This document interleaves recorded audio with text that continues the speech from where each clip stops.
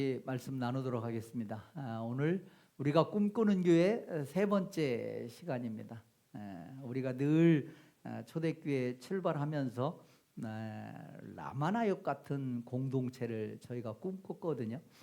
그래서 오늘 우리가 꿈꾸는 교회 세 번째 시간으로 라마나역 공동체, 우리가 많이 들었고 또 그 말씀을 또 깊이 있게 묵상하신 분도 계실 테고, 또 오늘 이 말씀을 통해서 우리가 라마나의 공동체가 어떻게 만들어졌고 또 어떤 모습으로 이렇게 말씀에 기록이 되어 있는지, 그리고 그 말씀을 통해서 이 시대를 살아가면서 우리 초대교회가 어떻게 라마나의 공동체 같은 그런 공동체가 됐으면 좋겠는지, 교회가 적용해야 될 부분, 또 저와 여러분들이 개인적인 삶을 살아가면서 이 말씀을 가지고 어떻게 우리 교회의 각자 개인의 삶에 적용해 나갈 것인지, 오늘 라마나의 공동체에 대해서 사무엘상 말씀을 기초로 해서 같이 말씀을 나눠보도록 하겠습니다.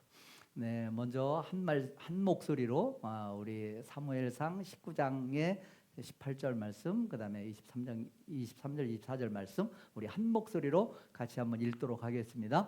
다윗이 도피하여 라마로 가서 사무엘에게로 나아가서 사울이 자기에게 행한 일을 다 전하였고, 다윗과 사무엘이 나요스로 가서 살았더라. 23절 24절 말씀입니다. 사울이 라마 나요스로 가니라. 하나님의 영이 그에게도 임하시니 그가 라마 나요스에 이르기까지 걸어가며 예언을 하였으며, 그가 또 그의 옷을 벗고 사무엘 앞에서 예언을 하며 하루 밤낮을 벗은 몸으로 누웠더라. 그러므로 속담에 이르기를 사울도 선지자 중에 있느냐 하니라. 아멘. 아멘. 사무엘은 워낙 많이 알려져 있죠. 믿지 않는 사람들도 우리 버스 같은데 옛날에 보면 운전하시는 분들 버스 앞에 이렇게 사무엘이 기도하는 모습, 이거를 이렇게 사진으로 걸어놓고 늘 그런 모습을 봐왔습니다. 그래서 믿지 않는, 교회 다니지 않는 분들도 사무엘 하면 어렴풋이는 알고 있을 것 같아요. 어찌됐든 사무엘은 이스라엘의 역사 속에서나 그 다음에 성경의 역사 속에서 너무너무 중요한 분입니다. 한 시대의 어떤 그 분기점이 되는 그런 역할을 하신 분이 사무엘이죠. 쉽게 말씀드리면 이스라엘 역사 가운데 왕이 없던 시대, 그걸 이제 역사적으로 신정체제다라고 얘기하죠. 하나님이 직접 통치하시는 신정체제, 그 신정체제에서 왕정체제로 전환하는 데에 결정적인 중요한 역할을 하신 분이 누구라고요? 사무엘입니다. 사무엘입니다. 그래서 모세로부터 사무엘에 이르기까지 약 350여 년 동안 이스라엘의 역사는 왕이 없는 시대, 신정체제였습니다. 하나님이 직접 필요할 때 사람을 들어서 사용을 하시고 그때 그런 신정체제의 역사가 350여 년간 지속이 됐죠. 근데 놀라운 것은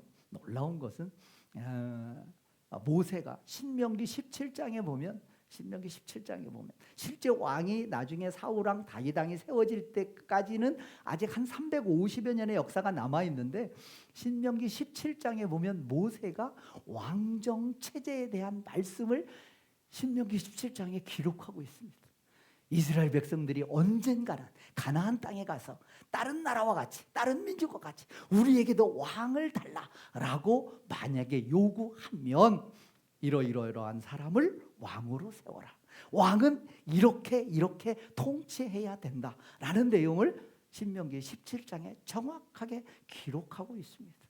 어찌됐든 그렇게 모세로부터 350여 년이 흘러서 사무엘 때에 드디어 이스라엘 백성들이 요구합니다. 지금까지 있었던 체제에 대한 불만을 토로하면서 우리에게도 왕을 달라.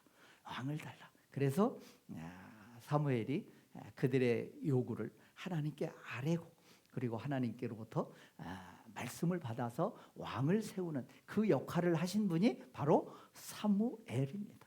사무엘이에요. 사무엘. 그 사무엘이 새로운 사울 왕을 세우고 그다음에 또 다윗에게 기름 붓는 그런 역사가 사무엘서에 전개가 되죠. 그 중에서 사무엘상 19장에 보면 사무엘상 19장을 시작하면서 사무엘이 나이 많아 늙었고 그리고 이제 물러나면서 그리고 그 과정 중에 사울 왕이 하나님 앞에 범죄하고 그리고 사울 왕이 하나님 앞에 불순종하고 그러면서 하나님으로부터 외면받기 시작합니다. 그러면서 다윗을 새로 기름 부었던 다윗을 시기하고 질투하기 시작하면서 하나님께서 사울을 버리시는 그런 장면이 나오죠. 그런데 그 사울이 사무엘상 19장에 들어서면서 이제 지금까지는 다윗을 시기하고 질투했습니다. 그리고 그 시기와 질투가 점점점 그의 가슴 속에서 그의 마음 속에서 싹트고 점점점 자라고 하면서 그를 죽이기로 결정하고 마음 먹고 그를 괴롭히기 시작하죠. 그래서 온갖 방법을 다 동원해서 사울은 다윗을 죽이고자 애를 씁니다. 그러다가 사무엘상 19장 1절에 보면 드디어 사울 왕이 다윗을 공공의 적으로 그리고 자기의 아들들과 모든 신하들에게 공포합니다. 다윗을 죽여라. 사울 왕의 후반부는 가장 중요한 사울 왕의 첫 번째 국정 과제가 다윗을 죽이는 거였습니다. 그래서 사무엘상 19장에서 다윗은 사울 왕의 위협을 피해서 도피가 시작되는 역사가 사무엘상 19장에 시작됩니다. 처음에는 자기 부인의 집에 갔다가 위협을 느끼고 밤에 창문을 통해서 탈출하죠. 그리고는 첫 번째로 도피한 곳이 바로 라마입니다. 다윗이 도피하여 라마로 갔다라고 기록하고 있습니다.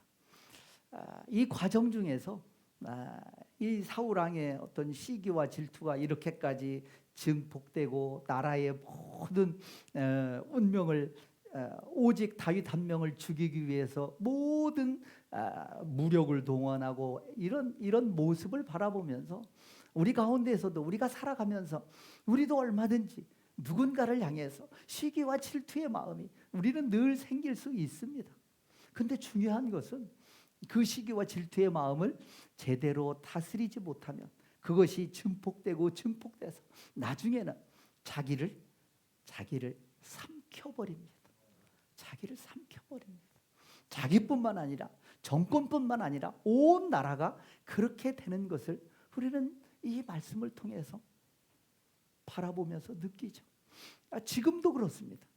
여러분 잘 아시다시피 이란이 어떻습니까? 47년에 새로운 혁명을 통해서 신정 체제로 왔다가 지금 하메네이가 무력으로 데몬스트레이션하는 국민들을 무력으로 진압하면서 이제 이란의 정권이 몰락할 위기에 처한 것을 우리는 바라볼 수 있습니다. 독재자의 말로가 어떻다는 것을 시기와 질투의 화신이 되어서 이렇게 개인의 몰락, 정권의 몰락, 나라의 어떤 몰락을 가져오게 되는 사울 왕의 모습을 통해서 시기와 질투가 얼마나 무서운 것인가를 우리는 뼈저리게 느낄 수 있지 않나 싶습니다. 어찌됐든 다윗이 사울의 위협을 피해서 라마 나요스로 갔습니다. 그런데 그 소식이 사울 왕에게 전해졌죠. 얼마 만에 전해졌을까요? 요즘과 같이 핸드폰이 있는 시대가 아닙니다. 얼마 만에 전해졌을까요? 제가 군 생활을 하면서 경험했던 것 중에 부대에서 늘 크고 작은 이런저런 사고들이 늘 있잖아요. 그런데 그 사고들이 있으면 뭐 그걸 일부러 숨기려고 하는 건 아니지만 외부로 뭐 일부러 그걸 홍보할 필요는 없겠죠. 그런데 이게 시간이 점차 흘러가면 언젠가는 새나갑니다. 언젠가는 알려져요. 이 사람 저 사람에게 알려집니다. 그리고 언젠가는 기자의 귀에 들어갑니다. 그리고 어떤 기자건 때가 되면 부대로 연락이 옵니다. 연락이 와서 혹시 이런 일 있으세요? 라고 묻기 시작합니다. 한 2주 정도 걸리더라고요.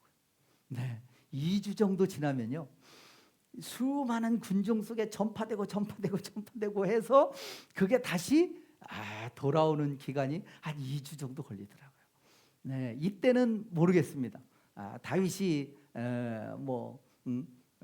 도피해서 다른 나라로 간 것도 아니고 이스라엘 영내에 있었을 테니까, 그게 이제 모든 신하들에게 다윗을 죽여라라고 했기 때문에 얼마나 많은 사람들이 다윗의 움직임을 또 추적하고 또 얼마나 많은 첩보가 올라왔겠어요. 어찌 됐든 다윗이 라마나윳에 있다라는 소문이 이제 사울 왕에게 보고가 된 것이죠. 그래서 사울 왕이 전령들을 보냅니다. 여기 성경에는 전령이라고 돼 있지만 실제로는 다윗을 잡기 위한 산채로 체포해서 데리고 오라고 했든 아니면 죽이라고 했든 아마도 그 전령들은 무기를 갖고 갔을 거예요. 무기를 갖고 갔겠죠. 1차로 보냈습니다. 그런데 하나님의 영이 임해서 예언을 하면서 무산이 됐습니다. 2차로 또 보냈습니다. 또 무산이 됐어요. 3차로 또 보냈어요. 또 무산이 됐습니다. 그래서 마지막에 사울 왕이 안 되겠다, 직접 군사를 이끌고 라마나윳을 찾아오는 장면이 오늘 19장의 23절 24절입니다. 사울이 라마나윳으로 가니라. 그런데 하나님의 영이 그에게도 임하니 그가 라마나윳에 이르기까지 걸어가며 예언을 하였다라고 기록하고 있습니다. 여기서 예언이라고 하는 것은 성경의 예언은 두 가지의 예언이 있을 수 있습니다. 미래의 일을, 보통 이야기하는 미래의 일을 예언하는 것, 그 예언이라고 하죠. 근데 여기서 예언은 맡길 예자입니다. 그러니까 미리 예로 쓰이기도 하지만 맡길 예, 우리가 은행에다가 저축을 할 때 예금하듯이 맡길 예, 그러니까 말씀을 맡긴 거죠. 그걸 이제 성경에서는 주로 예언이라고 하면, 구약시대 때에 많은 예언자들이 있었는데 하나님의 말씀을 맡아서 하나님의 말씀을 받아서 그 말씀을 본인이 누군가에게 전파하고 선포하는 것, 이걸 예언이라고 하는 거죠. 아마도 사울이 하나님의 영이 그에게 임해서 그가 걸어가며 예언했다라고 할 때의 이 예언은 아마도 하나님의 말씀일 겁니다. 하나님께서 주시는 말씀을 이야기 선포하는 것이죠. 그러면서 그가 그의 옷을 벗고 사무엘 앞에서 예언을 하며 하루 밤낮을 벗은 몸으로 누웠더라라고 기록하고 있습니다. 그래서 결국은 다윗을 체포하지 못한 상황이 된 것이죠. 근데 하나님께서 왜 다윗을 라마나윳으로 보냈을까? 새로운 10여 년의 도피 생활이, 다윗의 험난한 광야 생활이 이제 본격적으로 시작이 됩니다. 그런데 왜 첫 번째 하나님은 다윗을 라마나윳으로 보냈을까요? 왜 라마나윳으로 보냈을까요? 곰곰이 묵상해 보니 왜 라마나윳으로 보냈을까? 앞으로 다윗이 걸어야 될 험난한 광야에서의 10여 년의 많은 험난한 과정이 있을 텐데 하나님께서 그것을 이미 다 아시고 다윗에게 보여주시기 위함이 아닐까. 네가 살 수 있는 방법은, 네가 앞으로 어떤 상황 속에서도 살아날 수 있는 단 하나의 방법은 하나님을 의지하는 것이다. 하나님께 맡기는 것이다. 하나님께서 주장하지 않으면, 하나님께서 친히 역사하지 않으면 결코 살 수 없다는 것을 다윗에게 분명하게 알려주기 위함이 아니었을까. 라마나의 공동체가 무슨 군대입니까? 무기를 갖고 있습니까? 아니잖아요. 연약한 사람들이 모여서 함께 기도하며 말씀 훈련하던 그런 장소였잖아요. 그런데 군대를 끌고 왔을 때 어떻게 방어하세요? 어떻게 대비하겠습니까? 그런데 거기서 지켜주셨잖아요.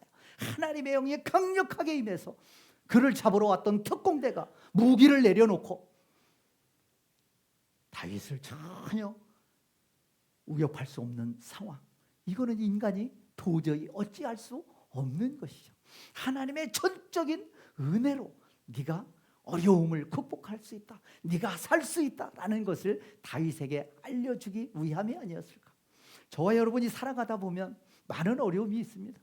때로는 내가 예상치 못한 어려움, 내가 극복할 수 없을 것 같은 어려움, 많은 고난이 있을 수 있습니다. 그런데 그 고난을 우리에게 허락하신 이유는 무엇일까요? 네, 하나님을 바라봐라. 하나님을 의지해라. 하나님만이 생명의 주권자이시다. 살고 죽는 것은 오직 누구에게 달렸다? 하나님에게 달렸다 라는 것을 하나님은 라마나옅을 통해서 다윗에게 보게 한 것입니다. 아니, 무기를 들고 수십 명이 전혀 무기를 들지 않은 연약한 공동체에 와서 다윗 한 명을 체포할 수 없는 이 상황, 인간적으로 도저히 설명할 수 없는 것이죠.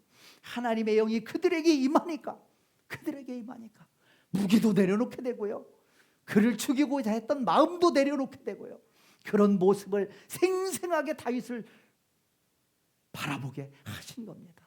그래서 앞으로 어떤 일이 있더라도 다윗, 하나님을 의지해라. 그게 네가 사는 길이다. 이것을 다윗에게 직접 보여주기 위해 했던 장소가 바로 라마나옅이 아니었을까. 네, 라마나옅 공동체는 도대체 어떤 공동체였고 어떻게 해서 생겨났을까? 어떤 모습이었을까? 네, 말씀을 통해서, 사무엘상 말씀을 통해서 하나씩 한번 들어가 보도록 하겠습니다. 네, 사무엘상 1장 10절에 보면 한 여인이 나오죠. 한나라는 여인이 나옵니다. 여호와께서 그에게 임신하지 못하게 하셨다. 네, 한나에게 하나님이 임신을 허락하지 않으셨습니다. 한 생명이 태어나는 것, 한 생명이 잉태하는 것도 하나님의 뜻이고 하나님의 섭리입니다. 그런데 자녀가 있던 또 다른 부인 브닌나가 있었죠. 브닌나가 그를 심히 격분하게 했습니다. 그래서 한나가 마음이 괴로웠습니다. 그래서 하나님 앞에 기도합니다. 통곡합니다. 하나님 앞에 서원합니다. 하나님, 이 여종의 고통을 돌아보시고 하나님, 만약에 아들을 주시면 그를 하나님께 드리겠습니다 라고 한나가 하나님 앞에 기도합니다. 한 시대를 열어가는, 한 시대를 구분짓는 사무엘이라는 위대한 선지자가 태어난 것은, 한 시대를 새롭게 열어가는 그런 사무엘이 태어난 것은 한 여인의 작은 울부짖음에서 시작되었습니다. 한 여인의 보잘것없는 그곳에서 조용히 골방에서 하나님을 향해서 간절히 애통하며 부르짖는 그 현장, 그 한 여인의, 작은 여인의 간절한 기도에서 새로운 시대는 또 열려지고 또 새로운 역사는 쓰여지기 시작하는 겁니다. 저와 여러분이 살아가면서 내가 비록 보잘것없고 내가 연약한 것 같지만 나의 작은 기도, 나의 작은 몸부림, 나의 작은 간절한 간구를 하나님은 들으시고 하나님은 기억하시고 그것을 사용하셔서 하나님은 새로운 시대를 하나님은 열어 가십니다. 저와 여러분이 그런데 쓰임받는 저와 여러분이 되기를 간절히 소원합니다. 네, 한나는 자기가 잉태하지 못하는 것을, 자기한테 너무나 아픈 이 문제를 어디로 가져갔어요? 하나님께 가져갔습니다. 하나님께 고했습니다. 우리가 살아가면서 우리도 많은 어려움이 있습니다. 문제가 있어요. 힘들어요. 그 문제를 여러분 어디로 가져가시겠습니까? 하나님께 가져가시는 저와 여러분 되기를 소원합니다. 하나님께 가져가시기 바랍니다. 하나님께 고하세요. 하나님께 모든 상황을 설명하시는 저와 여러분 되기를 간절히 소원합니다. 네, 하나님께서 기다리십니다. 그 고난 앞에, 그 어려움 앞에, 그 문제 앞에 어떻게 그 문제를 풀어가는지, 그 문제를 누구에게 의탁하는지 하나님은 보고 계시고 하나님은 기다리십니다. 저와 여러분을 향해서 기다리시는 하나님의 음성을 들으시는 저와 여러분 되기를 간절히 소원합니다.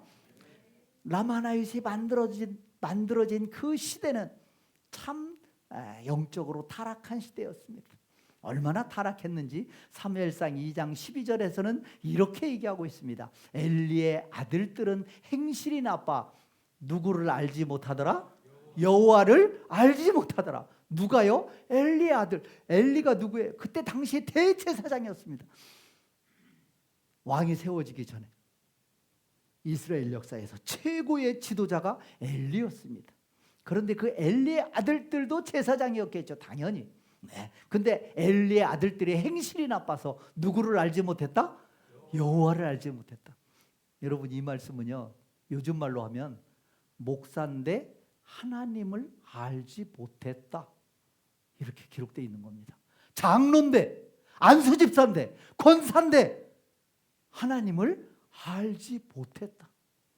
너무 무서운 말입니다. 엘리 아들들이요, 평생 성막에서 생활했습니다. 아버지가 대제사장으로 있는 것을 보았어요. 그리고 본인들이 지금 대제사장 역할을 하고 있습니다.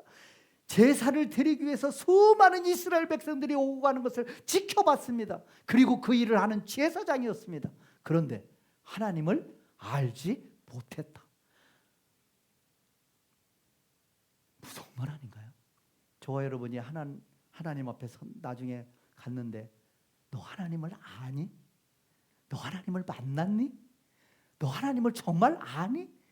라고 묻는다면 여러분 얼마나 섬뜩할까요? 여러분 아십니까? 여러분 하나님을 아세요? 여러분 하나님을 만나셨습니까?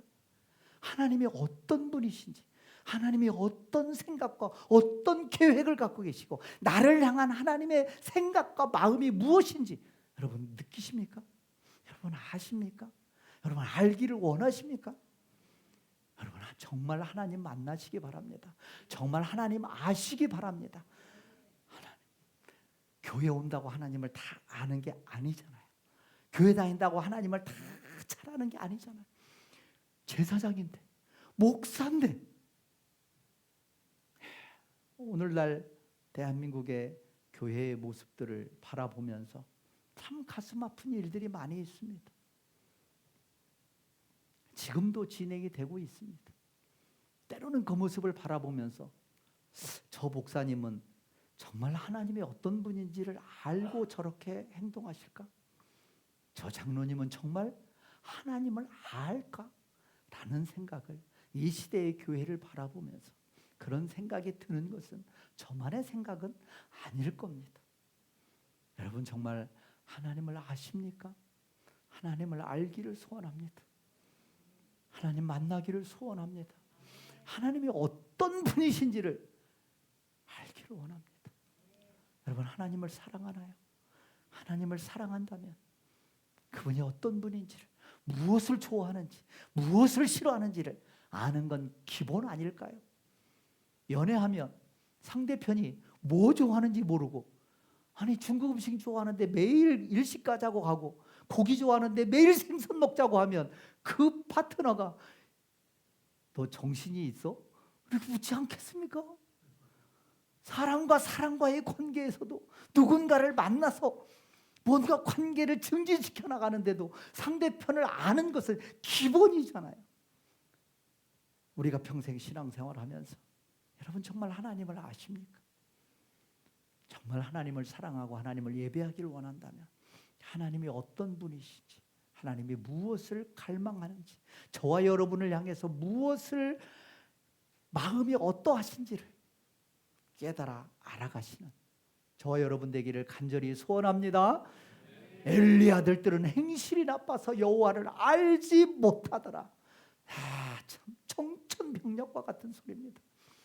그러면서 한 내용을 소개합니다. 그게 사무엘상 2장 13절 16절에 내게 제사장들이 행하는 관습은 그때 당시에 엘리의 아들들이 이렇게 행했다는 겁니다. 고기를 삶을 때 제사를 드리기 위해서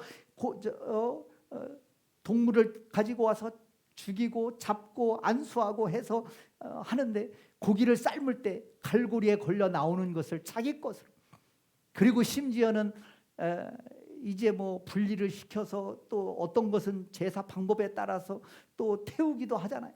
근데 날 것을 원하신다.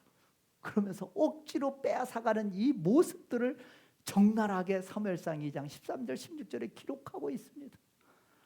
레위기 7장에 보면 제사 드릴 때 제사장의 몫은 정해놨습니다. 네. 화목제물 중에서 가슴살을 그리고 오른쪽 뒷다리를 제사장의 몫으로 했어요. 그래서 왜 가슴살이고 왜 오른쪽 뒷다리인지는 제가 잘 모르겠어요. 네, 이유는 성경에 기술하고 있지 않습니다. 근데 제가 생각하기에 가슴살, 네, 모든 동물, 사람도 가슴이 중요하잖아요. 가슴에 심장이 뛰고 있잖아요. 가장 뜨거운 곳이 심장, 가슴이잖아요. 그것을 제사장에게, 그리고 오른쪽 뒷다리, 대부분은 오른손잡이고 오른쪽 발이 보통 오른쪽 발이 더 주력이고 더 힘이 세니까, 네, 힘의 상징인 오른쪽 다리를 또 제사장에게, 그러니까 제사장 걱정하지 마라. 너는 딴 생각하지 마라. 먹는 것은 걱정하지 마라. 주의 일만 잘 감당해라 라고 하신 하나님의 어떤 배경이 어떤 부위를 줘라라고까지 자세하게 기록이 되어 있는 거예요. 그러니까 하나님의 말씀은 참으로 놀랍습니다. 그러니까 우리가 살아가는 것은, 구약시대 때 제사를 드리고 살아가는 모든 것은 하나님의 말씀에 따라 기준이 있는 거예요. 근데 그 기준을 제사장들이 사환을 시켜서, 야 가져와, 내가 날 걸 좋아하잖아, 가져와, 해 떠먹게, 그렇게 시킨 거예요. 네? 말씀 기준이 있잖아요. 우리가 신앙생활을 하는데도, 우리가 삶을 살아가는데도 우리에게 기준이 있잖아요. 여러분, 기준이 있습니다. 저와 여러분의 삶의 기준은 무엇인가요? 여러분의 상식인가요? 여러분의 지식인가요? 아닙니다. 저와 여러분에게 우리가 살아가면서 우리가 기준 삼아야 될 것은 하나님의 말씀인 줄 믿습니다. 하나님의 말씀을 기준 삼아, 하나님의 말씀을 기준 삼아 살아가시는 저와 여러분 되기를 간절히 소원합니다. 이들을 향한 하나님의 선포가 무섭습니다. 이 소년들의 죄가 여호와 앞에 심히 크면 여호와의 제사를 멸시함이라. 하나님께서 규정한 제사를 멸시했다는 겁니다. 쉽게 얘기가 요즘 말로 하면 예배를 우습게 알았다는 겁니다. 예배를 우습게 알았다는 겁니다. 여러분, 예배를 우습게 여기시나요? 예배를 존중하시나요? 여러분, 예배는요, 사람끼리의 만남이 아닙니다. 하나님과의 만남입니다. 하나님과의 만남의 시간이고, 하나님과의 만남의 장소고, 하나님을 경배하고 하나님을 찬양하고 하나님께 기도하고 하나님께서 주시는 말씀을 받고 하나님의 은혜를 받는 곳이에요.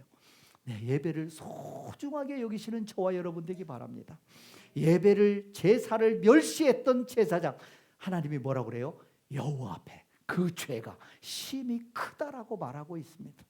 네, 예배를 소중하게 여기시는 저와 여러분 되기를 간절히 소원합니다.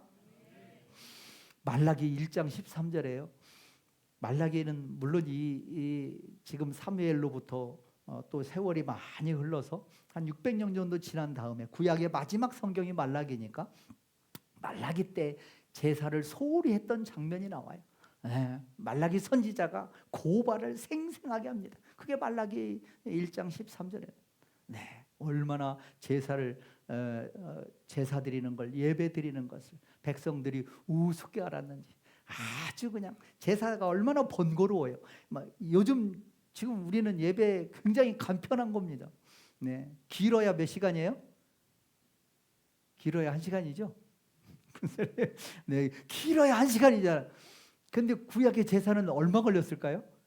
네, 동물을 안수하고 잡고, 그 다음에 각을 뜨고, 껍데기 벗기고 각을 뜨고, 그거를 다 태우고, 아마 하루 종일 걸렸을 겁니다. 어떤 거는 통째로 태워요. 통째로 태웁니다. 그 통째로 그게 타려고 하면 얼마나 또 많은 시간이 걸리겠어요. 네? 그런데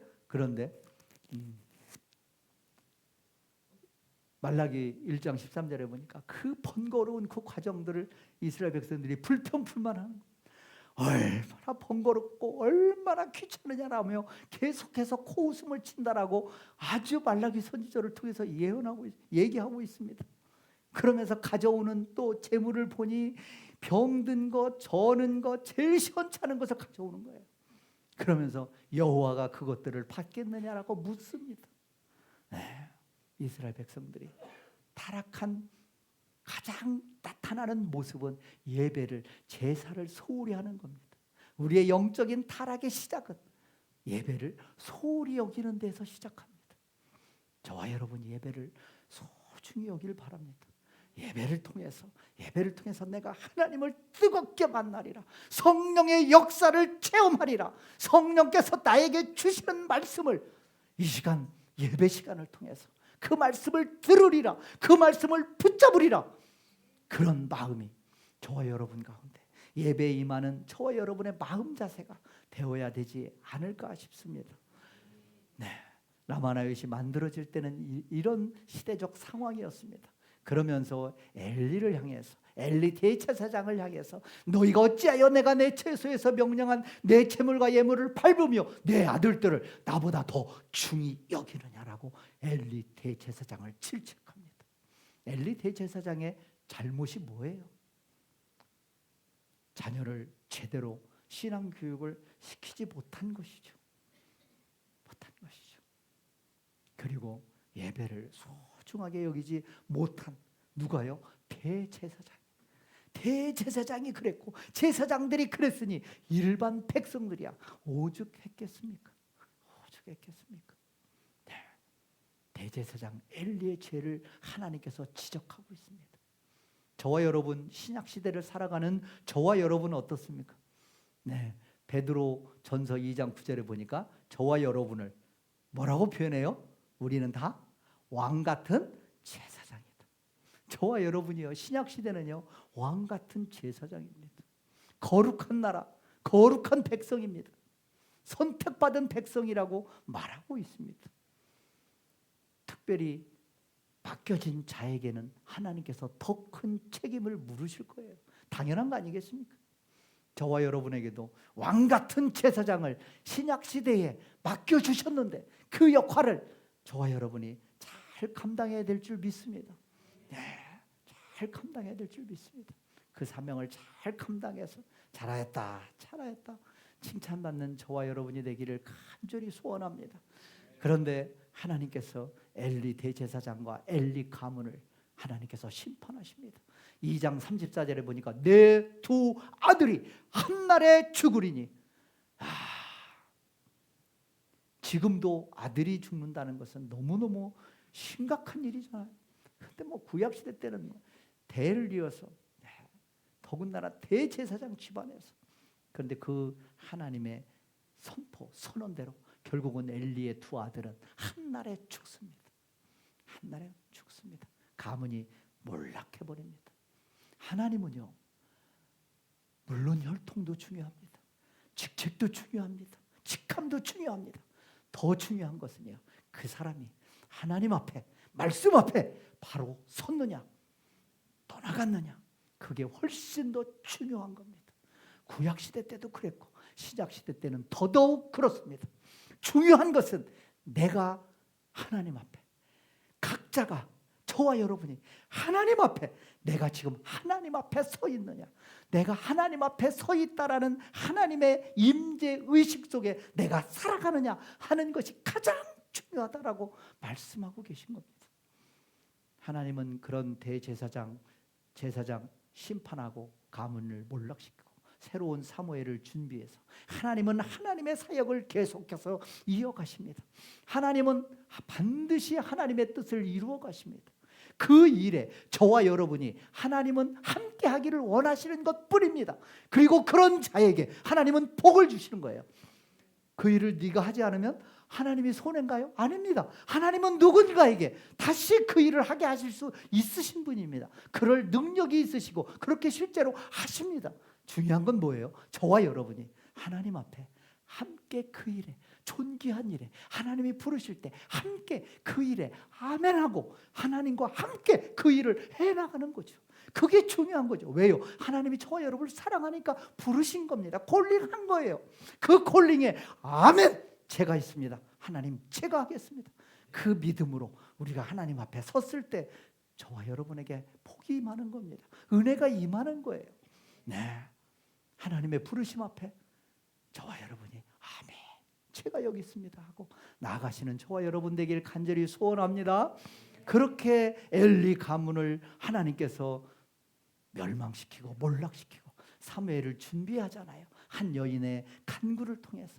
그래서 사무엘이 어렸을 때 자란 모습이 사무엘상 2장 18절에 사무엘은 어렸을 때 세마포 예봇을 입고 엄마가 만들어준 세마포 예봇을 매년 새롭게 만들어주는데 그 옷을 입고 여호와 앞에서 성막에서 여호와 앞에서 섬겼더라라고 기록하고 있습니다. 그리고 26절에 점점 자라매 여호와와 사람들에게 은총을 더욱 받더라라고 기술하고 있습니다. 예수님 누가복음 2장에 예수님의 어렸을 때의 모습, 예수님이 키가 자라가고 지혜가 자라가고 그러면서 하나님과 사람에게 더욱 사랑을 받더라라고 누가복음 2장에 기술되어 있는 예수님의 어렸을 때의 모습과 사무엘의 어렸을 때의 모습이 동일하게 기록되어 있는 것을 볼 수가 있습니다.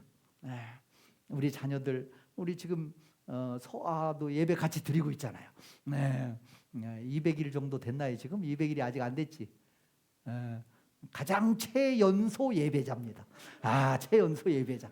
100일 지나고 얼마 안 돼서부터 예배 참석하기 시작했어요. 그가 자라가면서, 우리 서아가 자라가면서 하나님과 사람들에게 더욱더 사랑받고 은총을 받으며 자라가는 우리 서아가 되기를, 또 우리 또 미래의 또 자녀들이, 우리 여기 주은이도 있고 도윤이도 있고 요한이도 있는데 또 그런 자녀들이 그들을 통해서 계속해서 또 윤지도 있구나. 그런 자녀들이 계속해서 태어나기를 간절히 소원합니다. 그 사무엘이 자란 모습이 다 자랐다. 사무엘이 자라매 여호와께서 그와 함께 계셔서 사무엘이 다 자랐다. 선지자로서 예언자로서 제사장으로서의 역할을 이스라엘의 율법에 보면 30살에 시작합니다. 25살에 예비로 뽑아서 5년간의 수습기간을 거쳐서 30세부터 시작합니다. 그러니까 아마도 사무엘상 3장의 이 말씀은 사무엘이 자라매, 이 말씀은 아무래도 사무엘이 30세가 되어서 이제 성인이 되어서 어른이 되어서 제사장 역할을 본격적으로 온전히 수행할 수 있게 되었음을 표현한 말씀 같습니다. 사무엘이 자라매 여호와께서 그와 함께 계셨습니다. 하나님이 함께 계셨습니다. 하나님이 함께 계셨어요. 하나님이 함께 계셔서 그의 말이 하나도 땅에 떨어지지 않게 하셨습니다. 그래서 단에서 브엘세바까지 모든 이스라엘이 사무엘이 선지자다, 사무엘이 예언자다, 사무엘이 대제사장이다라는 그 사실을 다 알게 하였다라고 기록하고 있습니다. 그리고 여호와께서 실로에서 다시 나타나실 때 여호와의 말씀으로 사무엘에게 자기를 나타나셨다라고 말씀하고 있습니다. 다른 사람이, 저와 여러분이 그리스도인인 것을 어떻게 할까요? 어떻게 할까요? 단에서 브엘세바까지 모든 이스라엘 백성들이 다 알아봤다라고 얘기하고 있습니다. 그리고 말씀을 통해서 하나님께서 사무엘에게 하나님을 드러내셨다, 나타내셨다, 말씀으로 만났다라고 이야기하고 있습니다. 저와 여러분도 이 땅에 살아가면서 신앙생활하면서 다른 사람이 바라볼 때, 와, 장로님 같네, 와, 권사님 같네, 와, 목사님 같네, 이런 소리를 들어야 돼요? 안 들어도 괜찮아요? 들어야죠. 알아야 됩니다. 다른 사람이 알아봐야 돼요. 모든 사람이 다 알아봐야 됩니다. 그러려니까 사실은 그런 삶을 살아간다는 게 쉽지만은 않겠죠. 어떤 상황, 술자리에서도 회식하면서도 다른 사람이 싸우는 중에도 그리스도인인 게 드러나야 되니까 어떻게 해야 드러낼 수 있겠습니까? 어떻게 해야 다른 사람이 그걸 알 수 있겠습니까? 저와 여러분 이 땅에 살아가면서 늘 그리스도인인 것을 자연스럽게 삶의 모습 속에서 저와 여러분의 표정 중에, 말 중에, 생각 중에, 태도 중에 다 드러나기를 간절히 소원합니다. 부담스러운가요? 부담스러울 때도 있겠죠. 때로는 손해도 봐야 되니까. 그러나 하나님께서도 우리에게 말씀으로 나타내시고 말씀으로 계시하시고, 그래서 그 사람이 어떤 그리스도인인가, 정말 진짜 리얼 크리스찬인가는 뭘로요? 그 사람의 말씀을 통해서, 그 사람의 입에서 나오는 말을 통해서 알 수 있는 겁니다. 여러분, 다른 사람하고 한 10분만 얘기해봐도, 잠깐만 얘기해봐도 이 사람이 무슨 생각을 갖고 있는지, 이 사람이 어떤 사람인지 알잖아요. 저와 여러분의 나오는 대화를 통해서, 저와 여러분의 말을 통해서 다른 사람들도 동일하게 그걸 느끼고 있는 겁니다. 말이 그 사람의 품격입니다. 말이 그 사람의 신앙입니다. 저와 여러분의 말이, 언어가 하나님 앞에 아름답게 하나님께서 받으시고 하나님께서 참 멋지다라고 그렇게 말씀하시는 저와 여러분의 그런 모습들이 되어주시기를 간절히 소원합니다. 연합니다. 이렇게 해서 사무엘이 사역을 대략 끝마쳤습니다. 이제 사무엘상 12장에 보니까 이제 사무엘이요 사역이 끝났어요. 공식적인 사역이. 이제 사울을 왕으로 삼았습니다. 지금까지는 왕이 없던 시대에는 사무엘이 최고의 종교적, 정치적 최고의 지도자였지만 이제 사울을 왕으로 세우고 난 다음에 이제 사무엘의 역할은 끝났습니다. 그래서 사무엘상 12장에서 은퇴, 고별 설교를 합니다. 고별 설교를 하면서 이렇게 얘기합니다. 내가 누구의 소를 빼앗은 적이 있느냐? 내가 누구의 나귀를 빼앗은 적이 있느냐? 내가 누구를 속였느냐? 내가 누구를 압제한 적이 있느냐? 내가 누구의 손에서 뇌물을 받은 적이 있느냐? 라고 이야기하고 있습니다. 정말로 사무엘은요 정직하고 순결한 삶을 살았습니다. 하나님께서도 다 그의 삶을 받으셨습니다. 어떻게 그게 가능했을까요? 저와 여러분도 사무엘과 같이 이 땅에 살아가면서 순전하게 하나님 앞에 순결한 모습으로 하나님 앞에 그렇게 살아갔으면 좋겠는데 어떻게 사무엘은 평생을 그렇게 살아갔을까요? 네, 코람데오의 모습으로 그는 자세로 그는 살아갔던 것 같습니다. 네, 코람데오는 그 라틴어잖아요. 하나님 앞에서라는 라틴어입니다. 코람데오, 하나님 앞에서. 사무엘은 하나님 앞에서 늘 생활했기 때문에 그게 가능했다라고 이야기를 하고 있는 겁니다. 저와 여러분도 이런 삶을 살아야 될 텐데 어떻게 이런 삶을 살아갈 수 있을까요? 코람데오의 자세, 하나님 앞에서의 자세.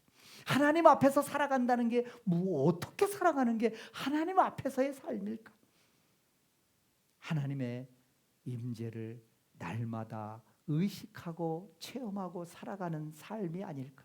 하나님이 나와 함께 하신다. 하나님이 지금 이 자리에 함께 계신다. 하나님이 나를 바라보고 계신다라는 하나님의 임재의식, 그리고 하나님을 의식하며 살아가는 삶.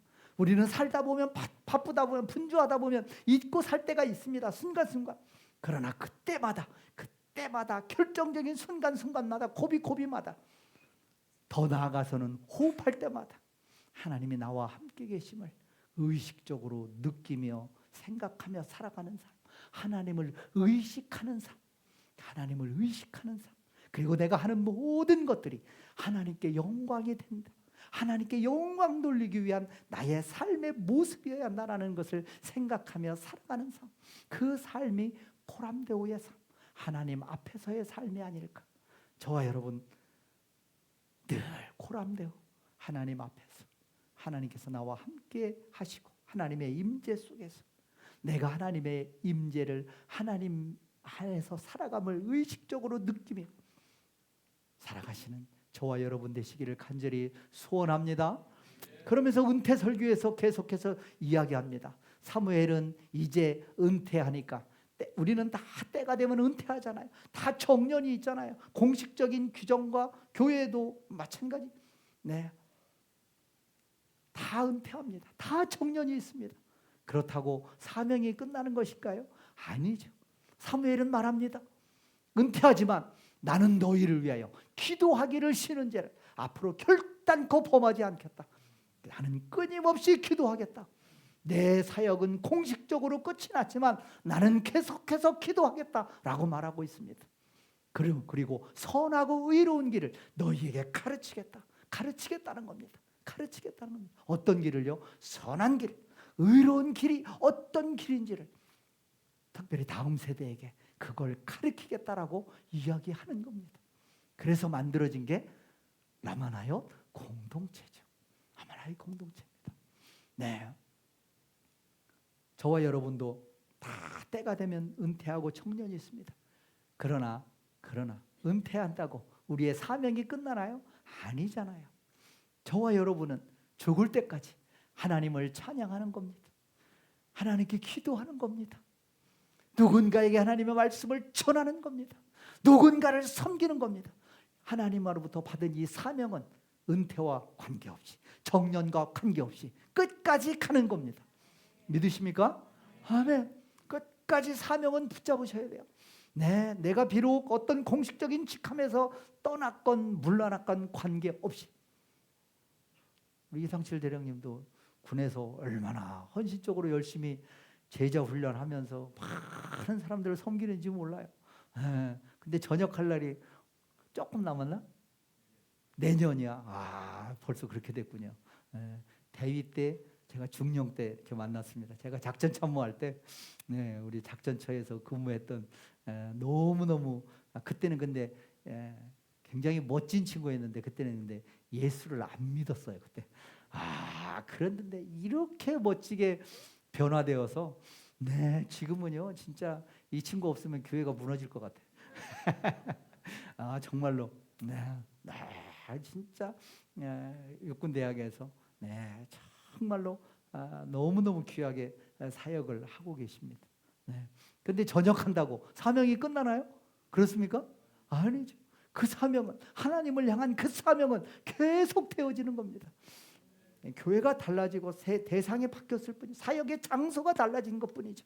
계속되는 겁니다. 저와 여러분의 사명은 하나님을 향한 저와 여러분의 사명은 죽는 날까지 끝까지 가시기를 간절히 소원합니다. 사명을 붙잡으시길 바랍니다. 붙잡으시길 바랍니다. 그래서 사도 바울이 사무엘이 그렇게 해서 이제 은퇴를 하고 라마나의 공동체를 만들죠. 그런데 이 사무엘에게도 아픔이 있어요. 자녀 교육을 실패했습니다. 사무엘상 8장 3절에 보니까요. 자녀들이 사무엘의 뒤를 이어서 사사가 됐는데 그들은 정의로 말씀의 기준 삼지 못하고 자기들의 이익을 위해서 판결을 굽게 하고 이런 내용이 나옵니다. 사무엘이 얼마나 마음이 아팠을까 싶습니다. 자녀는 정말 마음대로 안 되잖아요. 저와 여러분이 다 아시잖아요. 우스갯소리로 그런 게 있습니다. 그런 말이 있습니다. 저는 이제 지금 전역하고는 이제 골프를 안 치는데 옛날 골프 치면 잘 안 맞잖아요. 잘 안 맞아요.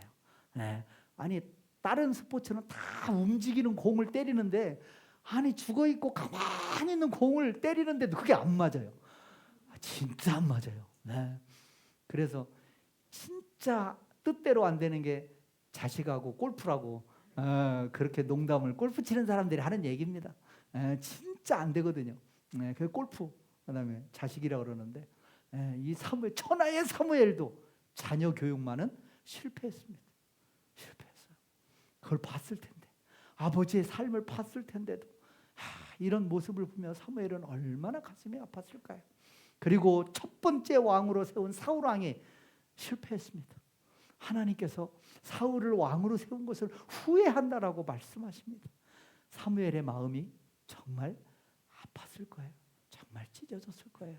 그래서 아까 은퇴 설교에서 이야기한 것처럼 그는 라마나요 선지학교를 만듭니다. 그가 자랐고 그가 태어났고 그가 자랐고 그가 생활했고 그가 공식적인 사역을 했던 장소 그리고 그곳에서 은퇴해서 라마나요 선지학교를 만들어서 그곳에서 남은 생애를 온전히 오롯이 바칩니다. 라마는요 높은 곳, 언덕이란 뜻이에요. 그러니까 라마라는 마을이 아무래도 그런 언덕 위에 있었던 것 같아요. 그 다음에 나얏은 숙소, 기숙사, 요즘 말로 하면 기숙사 이런 뜻입니다. 그러니까 라마에 있는 기숙사, 라마에 있는 젊은 선지 생도들을 모아서 함께 기도하고 공부했던 곳, 말씀을 가르쳤던 곳, 그게 라마 나얏입니다. 라마 나얏이에요. 그래서 낮에는 아마도 그 생도들과 함께 노동을 하고 밤에는 기도하고 말씀을 전을 아마 했던 학교인 것 같습니다. 라마 나얏. 그렇게 해서 탄생한 것이 라마 나얏입니다. 라마 나얏. 그 라마 나얏은 어떤 공동체였을까요? 첫 번째 우리가 함께 나누고 싶은 건 마지막 피난처가 되는 공동체입니다. 마지막 피난처가 되는 교회. 작은 제목으로 마지막 피난처가 되는 교회. 우리 라마나이 같은 공동체를 꿈꾼다라고 하는 것은 다른 사람들이 세상 가운데서 상처받고 고난당하고 정말 마음 아플 때, 정말 힘들 때, 아, 이곳에 가면 평안함이 있겠구나, 아, 이곳에 가면 위로를 받겠구나, 아, 이곳에 가면 살아날 희망이 보이는구나 라고 생각할 수 있는 그런 교회, 그런 공동체가 됐으면 좋겠다 싶습니다.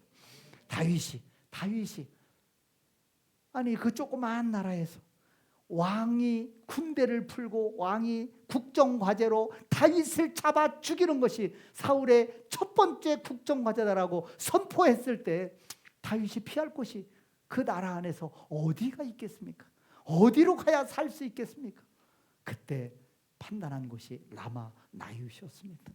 다윗이 라마 나윳에 가면, 그래도 그곳에 가면 내 살 길이 보이겠다, 그래도 뭔가 살아날 희망이 그곳에 가면 찾을 수 있지 않을까라는 생각을 가졌기에 그는 라마 나윳으로 간 것이 아니겠습니까?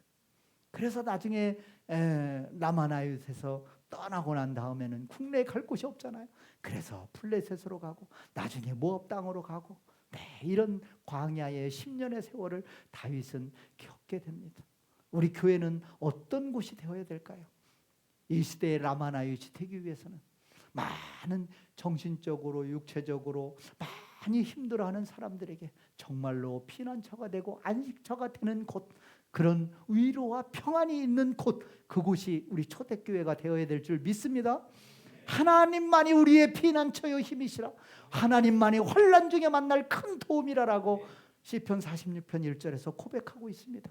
하나님이 피난처가 되시는 교회, 그런 그곳, 하나님만을 바라보는 우리 초대교회가 된다면 다른 많은 사람들에게, 그래 나도 힘들 때, 나도 고난당할 때 여기 가면 위로받을 수 있겠구나 라는 마음이 들지 않을까. 그런 세상 가운데 마지막 피난처가 되는 교회가 됐으면 좋겠습니다.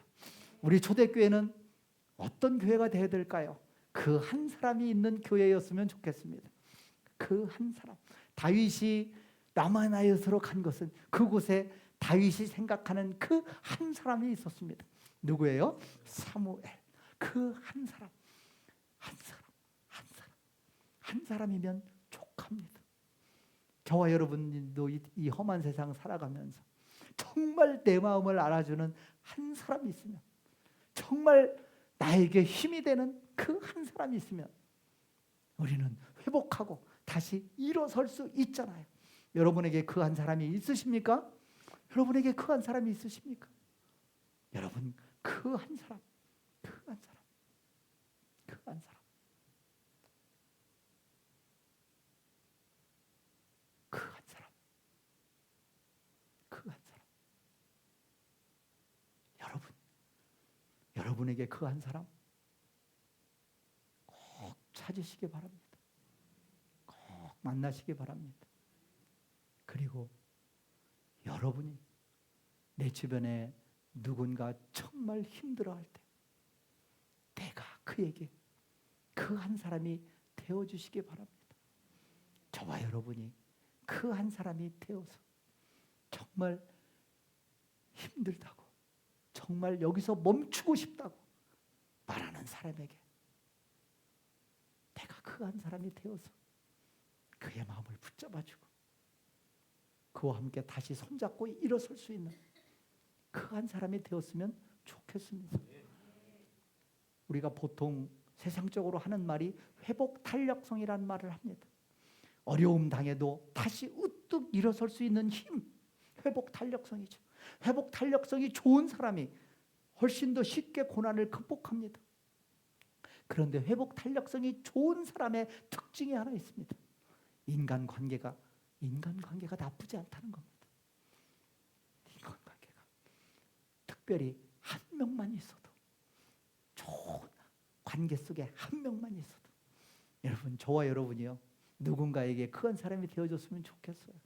네, 그 한 사람으로 가득 찬 교회, 그 한 사람으로 이루어진 교회, 그런 교회가 우리 초대교회였으면 좋겠습니다. 내가 다른 거 안 보고 그 사람이 믿는 곳이다, 그 사람이 가는 곳이다, 내가 신뢰하고 갈 수 있지. 야, 우리 김길남 집사님이 그런 분이잖아요. 우리 유인걸 집사님이 내가 평생을 그 사람을 몇십 년을 알아왔는데 그분이 가자고 하니까 그냥 온 거예요. 우리를 어떻게 알고 왔겠습니까? 그런데 얼마나 우리 김길남 집사님 열심히 하시는지 진짜 1년 조금 더 지났는데 네, 정말 대단한 새가족이 되신 것 같아요. 네? 그 한 사람을 바라보고 갈 수 있는 것. 네. 라마나옅 어떤 공동체인가요? 우리가 담고 싶은 하나님의 영이 임하는 교회인 줄 믿습니다. 네, 하나님의 영이 사울의 전령들에게 임했습니다. 그러니까 그들이 예언을 했죠. 네. 나중에는 그들이 사울이 준 사명을 제대로 감당하지 못하니까 사울이 옵니다. 아니 이것들이 그 다윗 한 명 못 잡아온단 말이야. 그 다윗 한 명 라마나옅에 가서 그 다윗 한 명 못 잡아온단 말이야. 사울이 정예요원을 데리고 마지막으로 간 거예요. 그런데 웬일입니까? 라마나옅 들어가기도 전에, 아니 라마나옅 기숙사가 저쪽인데 그 마을 입구에 도착하자마자 마음의 변화가 일기 시작합니다. 갑자기 회개의 눈물이 쏟아집니다. 내가 다윗을 너무 괴롭혔구나. 내가 다윗에게 몹쓸 짓을 했구나. 마음의 회개의 감동이 일기 시작합니다. 마음의 평안이 옵니다. 에덴 동산에 있었던 그 평안이 사울 왕에게 임하는 거예요. 그래서 다윗을 죽이고자 했던 악의와 살의를 내려놓게 되는 겁니다. 하나님의 영이 강력하게 그에게 임하니까 다 내려놓게 되는 겁니다. 하나님의 영이 강력하게 임하니까 그 악하던 사울 왕이 새 사람이 됐습니다. 새 사람이 됐어요. 새 사람이 됐습니다. 네, 하나님의 영이 임하는 교회, 저와 여러분이 있는 곳, 하나님의 영이 임하는 저와 여러분이 있는 가정, 하나님의 영이 임하는 그 사람이 있는 일터, 그 사람이 있는 그곳이 하나님의 영이 임하는 놀라운 역사가 교회와 가정과 일터에서 하나님의 영에 충만한 저와 여러분이 있는 그곳이 하나님의 공동체, 아름다운 라마나옅, 하나님의 영이 임하는 아름다운 장소가 될 수 있으리라 믿습니다. 네, 묵상 포인트 2가지만 말씀드리겠습니다. 네, 하나님의 영이 임하여 그들이 무기를 내려놓고 벗었던 옷을 내려놓고 자기의 모든 죄와 모든 것을 다 드러내었듯이 우리도 벗고 내려놓는 교회가 됐으면 좋겠습니다. 네, 사울이 다윗을 잡으러 전령들을 보냈을 때 그들의 손에는 무기가 들려 있었습니다. 다윗을 잡고자 하는 장비가 있었을 거예요. 근데 그걸 다 내려놨습니다. 사울도 옷을 벗었습니다. 벗은 몸으로 하루 종일 누워서 예언했다라고 기록하고 있습니다. 네, 벗고 내려놓고 누군가를 죽일 그런 무기와 장비들을 내려놓고 너희는 모든 악독과 노함과 분냉과 비방하는 것을 모든 악의와 함께 버리라라고 에베소서 말씀에서 기록하고 있습니다. 우리가 내려놓아야 될 것은 무엇인가요? 우리가 버려야 될 것은 무엇인가요?